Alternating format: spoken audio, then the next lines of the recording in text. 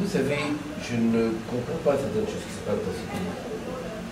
L'Assemblée est là, c'était un régulateur de l'exécutif. Et c'est eux-mêmes qui l'ont investi Premier ministre. C'est eux-mêmes aujourd'hui qui retirent leur confiance à ce dernier. Mais pourquoi ça tardit? Certainement, écoutez, d'ailleurs c'est en fait pour leur autorité morale, je crois que ce serait même un devoir de ne pas voir son Premier ministre, qui est une personne assez âgée, un père de famille, un octogénaire comme j'ai pu le voir, et être à la solde des moqueries, bien de toutes sortes d'injures, en fait, il souhaiterait qu'il se dernier aille se reposer la tête haute.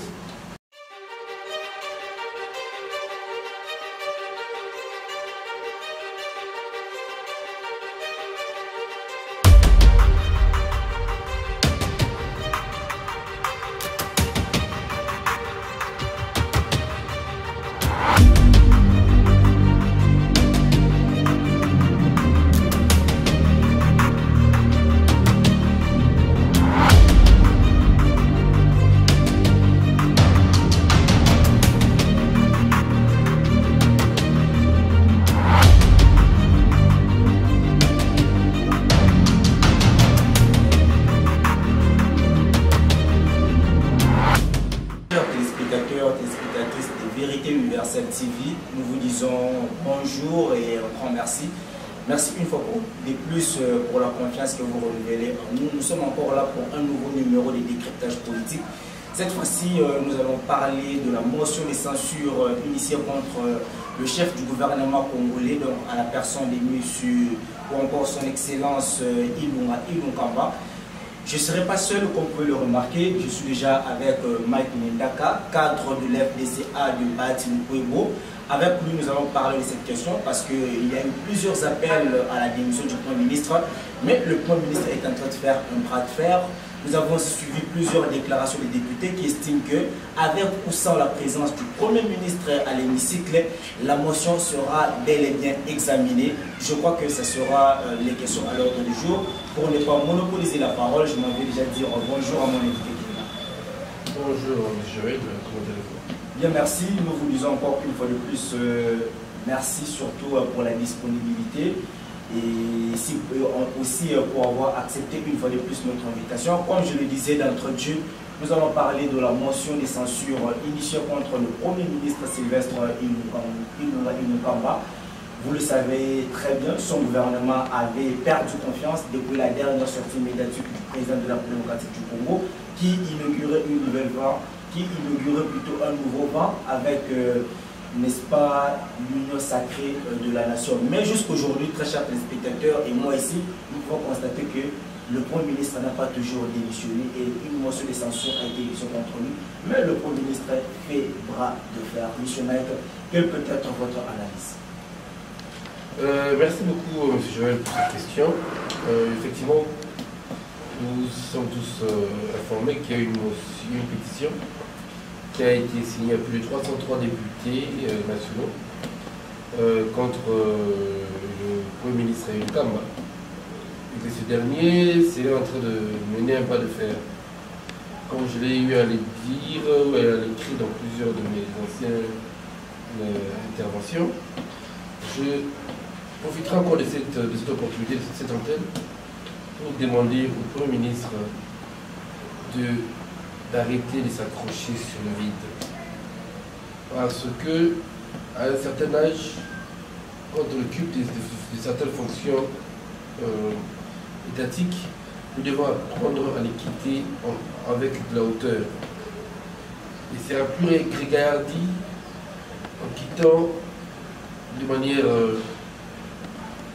comme on dit, courageuse, et de manière... donc sortir de la grande porte. Voilà même. Sortir par la grande porte et il sera acclamé par l'opinion et son nom restera dans les annales de notre pays pour avoir posé un acte de bravoure. Mais M. Mike, qu'arriverait-il si... Non, parce que c'est que nous subissons aujourd'hui, nous voyons que le Premier ministre s'accroche par rapport à un mot d'ordre de ceux-là qui l'ont placé là, soi-disant le groupe d'ennemis ou son autorité morale. Donc il s'accroche à vouloir faire plaisir à ceux-là. Or, cependant, les donnes ont changé. Dans les 303 qui ont signé la pétition, il y a au moins 100 et quelques, 137 du FCC, ceux-là même qui l'ont porté au pouvoir, ont signé contre sa décision. Donc, vous comprenez qu'il a perdu la confiance et de l'Assemblée, du gouvernement et du président de la République. Pourquoi s'accrocher? Pour gouverner de quelle manière?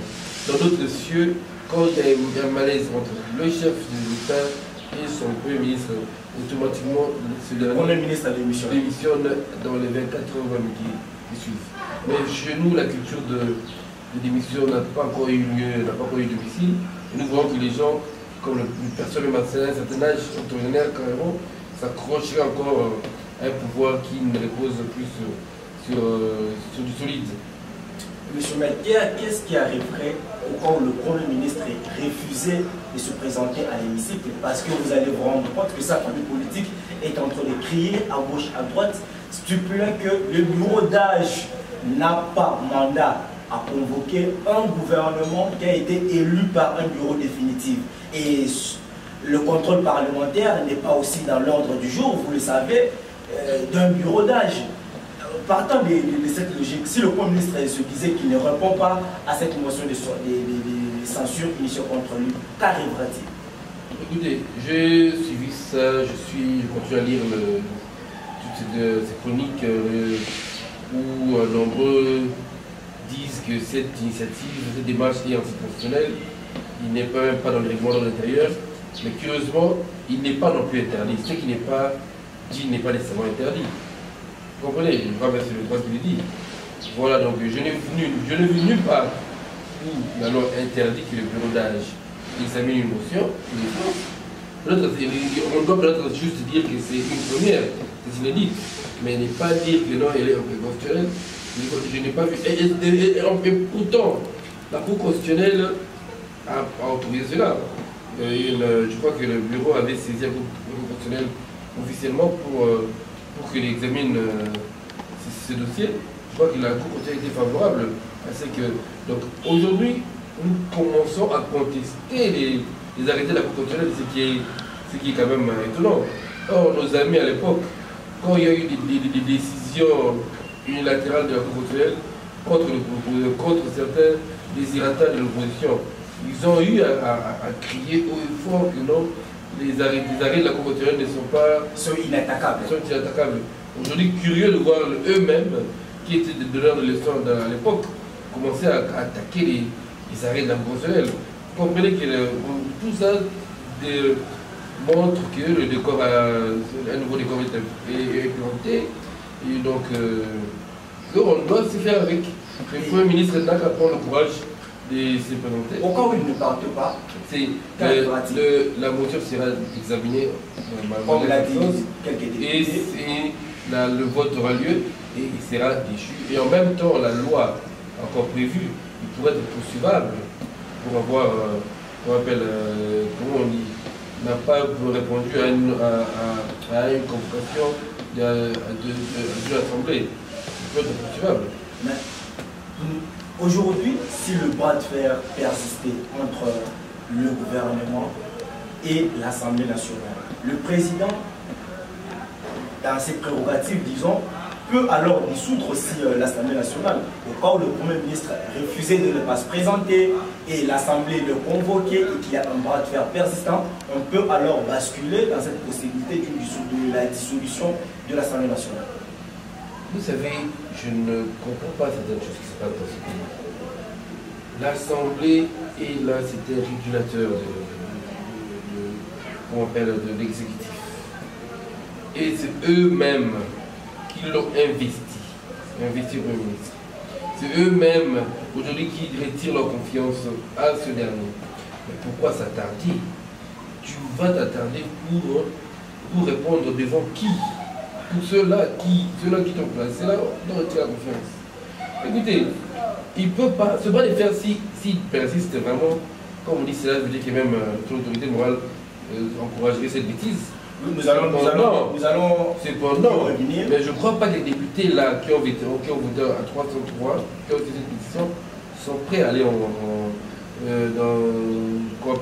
une.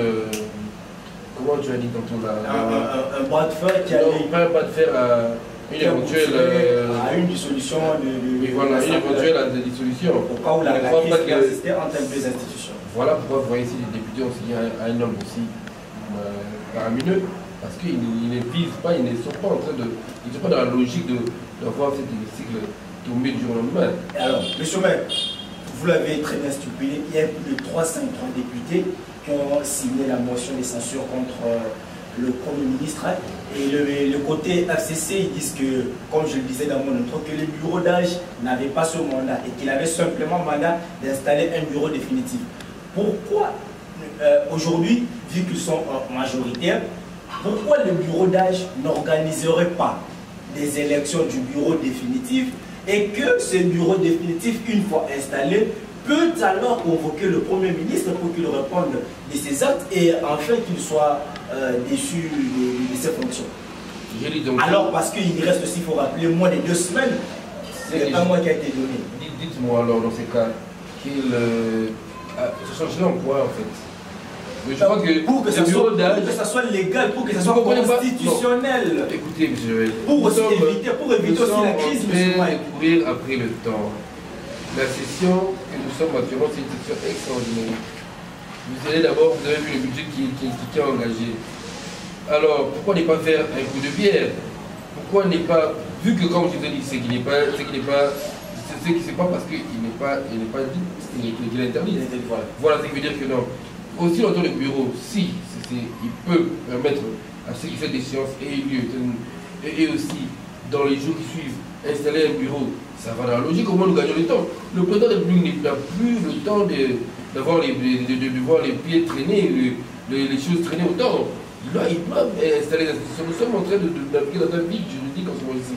Nous n'avons pas un gouvernement actif en ce moment ici. Nous n'avons pas des institutions qui travaillent pour les intérêts de la population en ce moment ici. Tout est comme stagné, tout est dans un temps mort. Nous devons mettre les nouvelles institutions, les nouveaux organes en ordre de bataille pour attaquer ces 3 ans qui viennent pour que le chef d'État puisse au moins exécuter son programme. Monsieur Mike, les députés pétitionnaires ou encore ceux qui ont signé la motion de censure contre le Premier ministre reprochent au Premier ministre d'avoir échoué dans ses mandats. Entre autres, il parle de la sécurité à l'est de la démocratie du Congo. Il parle de l'économie qui n'a même plus, le matériel économique qui n'existe même plus en République démocratique du Congo. Il y a eu plusieurs réclamations. Mais vous allez vous rappeler que pendant les 2 ans que Mugabe a dirigé, il n'a pas dirigé un seul conseil de ministres. C'est le président Tshisekedi qui a pris part, qui a convoqué le conseil des ministres et qui a organisé, qui a donné de mots d'ordre. Le Premier ministre n'a fait que prendre part à ce conseil des ministres. Il n'a pas organisé un seul conseil de ministres. Comment aujourd'hui, ne pensez-vous pas que le président de la République est aussi responsable de l'échec de la mission qui a été confiée à son gouvernement? Non, écoutez, soit nous oublions, nous sommes en musique. Le chef d'État, oui, a conduit le conseil des ministres, certes, pendant son début de mandat. Mais les chefs de l'exécutif, selon notre législature, selon notre constitution, demeurent le Premier ministre. Et le chef d'État s'est plaint que ces derniers n'ont pas pu exécuter son programme de manière voulue. C'est la raison pour laquelle il y a eu rupture. Nous étions dans un format qui était totalement, comme on dit, nouvelle. On n'a jamais connu cette coalition, n'a quasiment jamais eu lieu dans notre gestion du pays. Et cette collaboration n'a pas abouti. Voilà pourquoi le chef d'État, conscient de cet échec, a voulu prendre. Alors s'ils veulent se dédommager, bien sachant très bien que ce gouvernement, je crois qu'il y a 60 et quelques ministres. Il y a au moins 40 ministres qui sont du FCC. Ce qui veut dire que c'est un gouvernement qui était piloté par un Premier ministre du FCC et aussi, je me rappelle, qui était bien entouré par des cadres du FCC qui occupaient des fonctions, de postes ministériels, pas les moindres, mais les tailles. Donc là, effectivement, ils sont à la base de cet échec flagrant que le pays a connu. Donc, ils doivent assumer et reconnaître que nous avons échoué et déposer. Ses collègues ont reconnu. Il y a des personnalités comme Palouk qui appelle le Premier ministre à démissionner, mais il devait aussi lui aussi. Mais la pétition est au meilleur. Pourquoi ne pas aussi la pétition est au meilleur. Mais il y a aussi des ministres cash qui s'accrochent encore jusqu'aujourd'hui à ses pouvoirs. Écoutez, la pétition est au meilleur. Ils sont tous démissionnaires en ce moment ici. Le gouvernement est démissionnaire. Pourquoi voulez-vous qu'il anticipe ce qui est déjà un fait, qui doit arriver? Sa démission serait comme on dit un cheveu sur une soupe, dans une soupe. Ça changera quoi? Parce que le gouvernement est démissionnaire. Ils ne sont pas eux les ministres qui peuvent mettre la pression au chef du gouvernement, mais c'est l'Assemblée qui est en train de faire tomber ce gouvernement-là en visant la tête du Premier ministre. En conclusion, jusque-là, on peut dire que les 2 ans du président Félix Tshisekedi à la tête de la République ont été un échec puissant. Écoutez, même lui-même il a reconnu. Il a dit qu'il n'a pas répondu à l'attente de la population. Voilà pourquoi il dit stop. Voilà pourquoi il convoque cette union sacrée. Il convoque, donc il amène les dirigeants à adopter un autre état d'esprit de gouvernance. Voilà pourquoi il fait table rase sur le passé pour donner donner la chance aux acteurs politiques de cette fois-ci de travailler pas sous les contraintes de politique, mais sous les contraintes de conscience et d'éthique morale. Ça c'est différent. Voilà, donc il a été brave. C'est très rare que nos dirigeants reconnaissent avoir failli à leur héritage.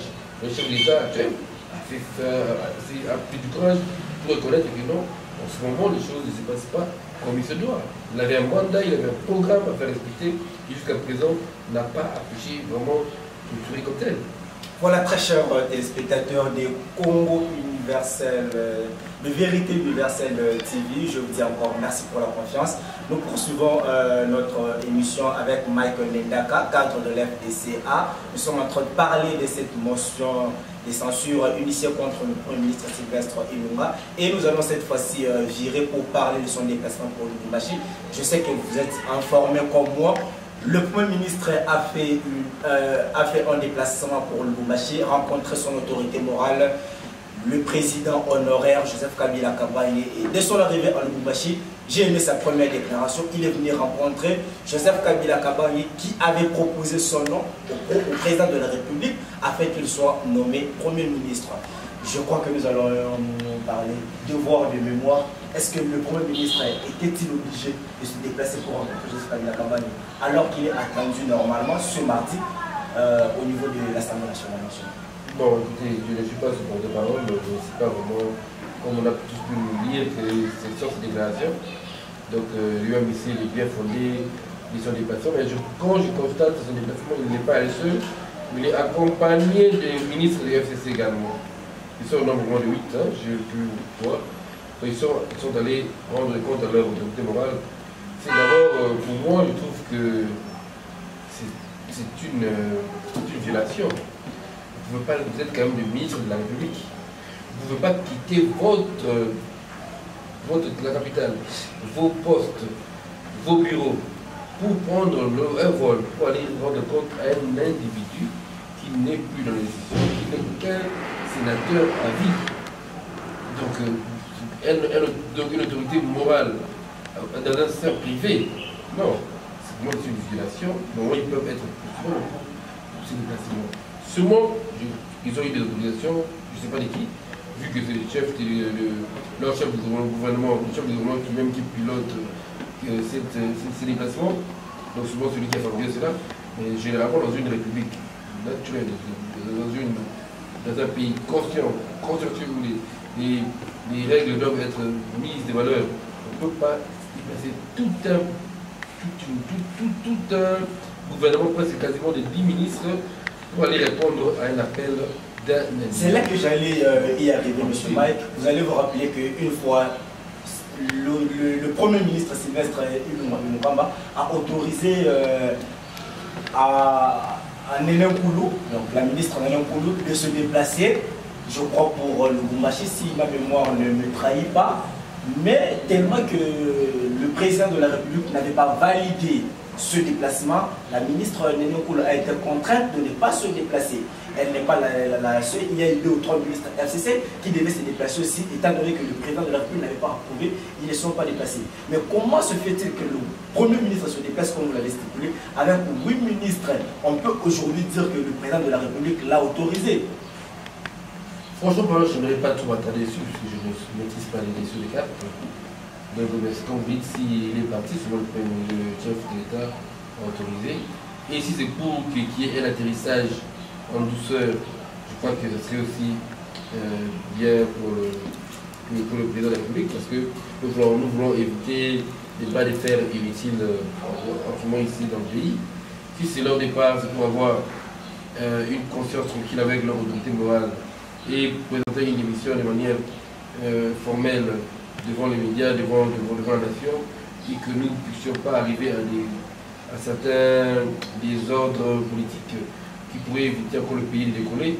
Écoutez, je crois que le chef d'État consciencieux, il est bien entouré des conseillers aussi, des conseillers qui sont roués en la matière. Il va justement trouver ces déplacements-là avec des motivations qui doivent être plausibles. Mais comme tel, dessous des cartes de pourquoi il est parti, si cela a été autorisé par le chef d'État, il maîtrise de cela. Et je crois que nous allons poursuivre à ça. On peut aujourd'hui dire que son déplacement a un rôle majeur qu'il va jouer dans la suite des événements politiques un peu de partir du Congo. Donc c'est à Joseph Kabila Kabange de prendre une décision à la place du Premier ministre. S'il devrait faire, s'il devrait démissionner, s'il devrait se présenter ou pas. Je crois que c'est peut-être les enjeux qui ont poussé le Premier ministre à se déplacer, discuter avec son autorité morale et voir ce que ça va donner pour la suite. Certainement, écoutez, d'ailleurs, en fait, pour leur autorité morale, je crois que ce serait même un devoir de ne pas voir son Premier ministre, qui est une personne assez âgée, un père de famille, un octogénaire, comme j'ai pu le voir, et être à la solde des moqueries, bien de toutes sortes d'injures, en fait. Il souhaiterait qu'il se reposer la tête haute, avec toutes ses honneurs. Donc je crois qu'il est de son devoir de protéger ce dernier, de lui laisser aller se reposer en paix, et de ne pas être dans des conflits politiques dont il ne gagnera plus, il ne gagnera pas d'ailleurs. Comprenez? Donc si telle est la démarche, je saluerai. Et je suis le chef de l'État, le président de Kabila, c'est une personne d'épée, une personne consciencieuse, qui va sûrement pas vouloir porter hommage au président actuel. Voilà, merci beaucoup très chers téléspectateurs. On fait signe qu'il nous reste quelques minutes pour finir. Mais on ne peut pas finir sans, n'est-ce pas, parler de cette question que j'aime beaucoup. Comment avez-vous salué, monsieur Michael, le retour de monsieur Steve Ndikai chez vous à la FDCA, parce que nous avons suivi la déclaration. Il a regagné la maison et demande à l'autorité morale Bast Lubebo de le reconnaître comme la deuxième grande force politique de la FDCA, son parti politique. Comment avez-vous reçu ce message et son retour à la maison? Je crois que c'est peut-être la dernière question. Bon, comme je l'ai dit, M. Bigai, c'est notre camarade. On avait dit, comme on dit, je veux dire prophétiser. Prophétiser, oui, parce que vous avez dit qu'il allait revenir. Il reviendra à la maison. Et le professeur Bahati, un père de famille, m'embrassera et lui souhaitera la bienvenue. Je conseille aussi à Néné Nkoulou, peut-être qu'il tarde encore là-bas, à ne pas être mal confié, de reconnaître son père politique, qui est M. Bahati, et revenir vers lui, lui demander pardon. J'ai même tweeté en disant le professeur Bahati, c'est un peu comme dans la Bible l'histoire du père, de l'enfant prodigue. Ouais.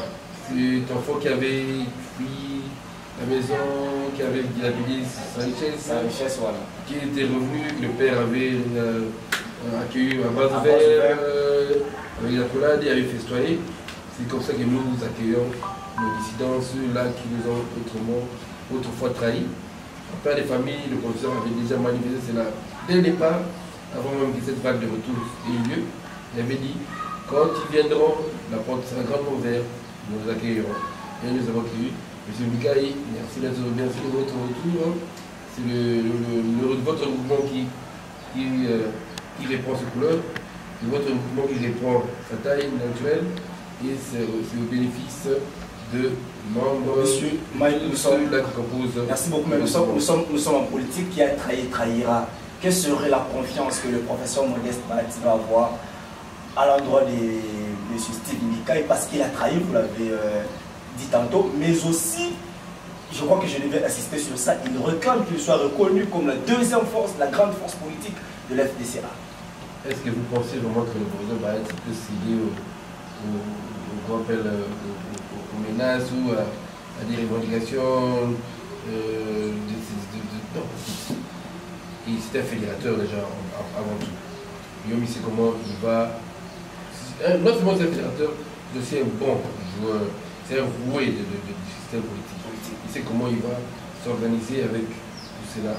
Non seulement de manière à ne pas frustrer ceux qui sont restés, et non plus de manière à ne pas non plus favoriser ceux qui sont revenus. Il sait comment il va aplanir la situation. Dans tous les cas, vous voyez aujourd'hui, même s'ils sont revenus, vous ne voyez pas que le parti, il n'y a pas d'agitation, nous sommes sereins, le parti calme. Nous avons confiance en notre chef du règlement, le professeur Bahati, à qui nous avons confiance, nous savons qu'il nous amène au bon port, et il est actuellement en train d'accomplir sa tâche de manière titanesque, avec beaucoup de brio et grandiosité. Voilà, merci beaucoup. Je rappelle que il y a quelques grandes personnalités qui seront consultées aujourd'hui. Le professeur Chibala, et je vais juste un mot et nous allons finir. Écoutez, la date de Rwanda, c'est de rapporter toutes les forces politiques, quelle que soit leur tendance, leur retrouver sur les plus peu perdus.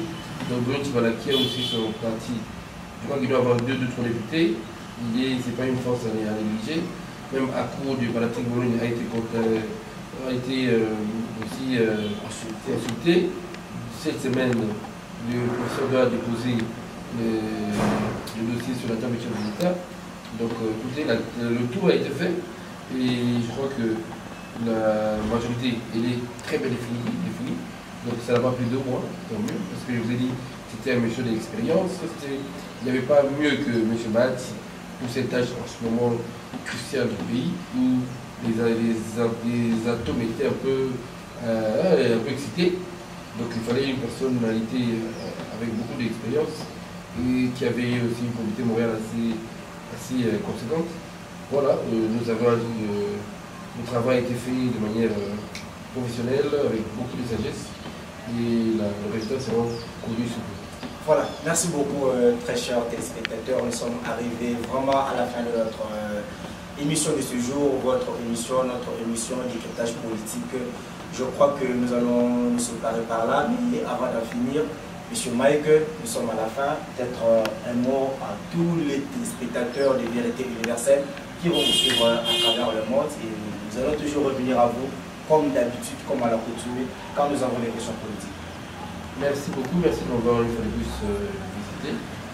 J'aimerais encore toutefois saluer tous les téléspectateurs, tous ceux-là qui nous suivront partout dans le monde. J'aimerais aussi profiter de l'occasion pour saluer le travail abattu par le professeur Bahati Lukobo, qui est mon mentor politique.